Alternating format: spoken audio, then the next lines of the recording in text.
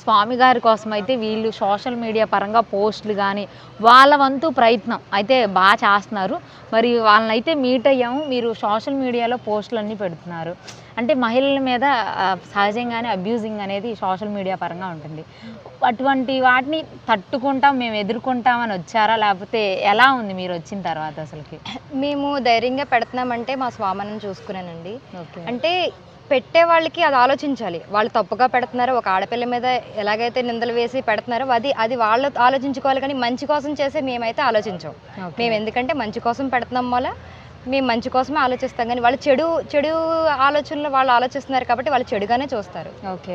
అంటే ఇప్పుడు మీరు చాలామంది మహిళలు అయితే సోషల్ మీడియాలో రావడానికి భయపడతారు. వాళ్ళకి మీరు ఇచ్చే మోటివేషన్ ఏంది? ఏమైనా నెగిటివ్ కామెంట్స్ వచ్చినప్పుడు మీరు ఎలా స్కిప్ చేస్తారు వాటిని? అంటే మీరు ఆ కామెంట్స్ అనేది పట్టించుకోవద్దు. ఇప్పుడు ఆ కామెంట్స్ మనం చదవలేదనుకోండి, మనకి ఎటువంటి ఆలోచన ఉండదు. ఇప్పుడు వాళ్ళు ఏదో అన్నారని చెప్పేసి మనం అది అయిపోం కదా. ఓకే. అది అన్నది వాళ్ళు అనుభవిస్తారు తర్వాత ఖచ్చితంగా. ఒక ఆడపిల్లని ఎలాగైతే వేధిస్తున్నారో ఖచ్చితంగా ఏదో ఒక రోజు వాళ్ళు కుసురు ఖచ్చితంగా మన వల్ల అయితే వాళ్ళకి ఎటువంటి తప్పు జరగదు. మనం అభిమానించే వ్యక్తులు మనం పొగుడుకుంటున్నాం, అది మన ఇష్టం. ఓకే. అది వాళ్ళకి తప్పు అనిపించవచ్చు, మాకు ఒప్పది అంతే. ఓకే.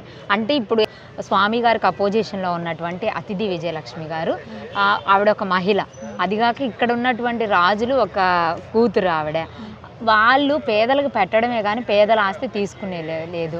అటువంటి మహిళకి మీరు ఎందుకు సపోర్ట్ ఇవ్వట్లేదంటే మీ సమాధానం ఏంటి? ఒక్క విషయం అండి, అతిథి గజపతి రాజుని అనే వ్యక్తిని నేను ఇప్పటి వరకు చూడలేదు. ఓకే. రాజుగారిని కూడా నేను చూడలేదు, పేరు విన్నాను అంతే. అంటే ఎక్కడో బంగ్లాలో ఉంటారని మాత్రమే నాకు తెలుసు. కానీ ఇప్పటికి వచ్చి ఆ వ్యక్తిని ఆవిడని కూడా నేను చూడలేదు. మా స్వామిని నేను రోజుకి మేము 4-5 సార్లు అన్నా మేము చూస్తాం. మా శ్రావణి గారిని రోజుకి 10 సార్లు మేము చూస్తాం. అంతేగాని చూడని వ్యక్తి గురించి నాకు అడిగితే నాకేం తెలుసు? ఆవిడ ఎవరో కూడా నాకు తెలియదు ఇప్పటికి వచ్చి. అంటే అతిథి గజపతి రాజు అనే పేరు ఒకటే నాకు తెలుసు, కానీ ఆవిడెవరో ఆవిడ మా ఫేస్ కూడా నాకు చూడలేదు, తెలియదు నాకు. అంటే మీరు మహిళలు కాబట్టి ఈ క్వశ్చన్ అడుగుతాను. మీకు హట్టింగ్ అనిపించినా కానీ, అంటే మనం బయటకు వచ్చినా కానీ హస్బెండ్స్ మాత్రం మీరు పలానా వాళ్ళకి ఓటేయాలంటే వాళ్ళకి స్ట్రిక్ అయిపోయి అంట. అలా మీరు మీ హస్బెండ్ స్వామి గారి ఫ్యాన్ కాబట్టి ఇలా వచ్చారా? లేకపోతే మీ స్వతహాగా అభిమానంతోనా? నా చిన్నప్పటి నుంచి మా నాన్నగారు వైఎస్ఆర్సీపీ ఆవు దూడ పార్టీ నుంచి మా నాన్నగారు నాకు చెప్తూనే ఉంటారు. అప్పటి నుంచి నేను ఫ్యాన్ అనమాట. ఓకే. రాజశేఖర రెడ్డి గారికి, తర్వాత మా జగన్ అన్న. ఎప్పుడైనా సరే ప్రజలకు మంచి చేసే వ్యక్తిని అభిమానిస్తాం, కానీ చెడు చేసే వ్యక్తిని ఎప్పుడు మేము అభిమానించాం. ఓకే. అదొకటి. చెడు పనులు చెడు మాటలు మాట్లాడకుండా వాళ్ళు ఎవరికన్నా మంచి చేయాలనుకుంటే చెయ్యండి. ఓకే. అంటే మేనిఫెస్టో రిలీజు దీనికన్నా బాగా ఉండబోతుంది అనుకుంటున్నారా? లేకపోతే సూపర్ 6 అని టీడీపీ వాళ్ళు అయితే పెట్టారు. ఈరోజు జగన్ గారిది రిలీజ్ అవ్వబోతుంది. ఎలా ఉంటుంది అని మీరు అనుకుంటున్నారు? ఎప్పుడైనా సరే ఫస్ట్ వచ్చేది పథకాలు మాత్రమే వస్తాయండి. ప్రతి పథకం కూడా ఇచ్చిన మాట నెరవేర్చింది జగన్ అన్నే. చంద్రబాబు నాయుడు ఇచ్చాడు మాటలు, ఇప్పుడు కూడా ఇవ్వచ్చు. మేము 1,00,000 ఇస్తాం, ఇంటికి కేజీ బంగారం ఇస్తాం అన్ని చెప్పొచ్చు, కానీ ఏది నెరవేర్చడు.